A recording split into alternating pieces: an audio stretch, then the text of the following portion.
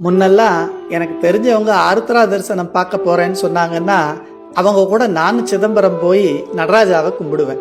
ஆனா உன் திருவடியை மட்டுமே மனசுல நினைச்சு வணங்கும் உண்மையான அடியார்களைப் போல வணங்க மாட்டேன்.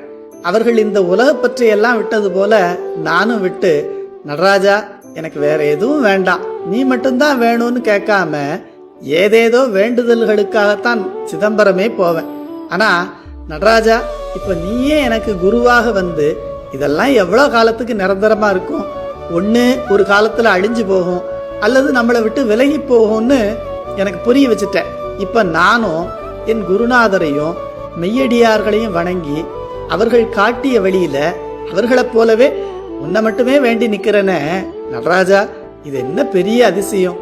துதிப்பேன் பாதத்தவர் போல் தொலங்கி துதித்தவர் போல் மதிப்பேன் அலேன் நெஞ்சின் மாயங்கள் மாய மதித்த அன்பை பதிப்பேன் அலேன் மிக்க அன்பரை பற்றி பணிந்தடியில் உதிப்பேன் எவ்வாறு சொல் தில்லையுள்ளாடிய உத்தமனே.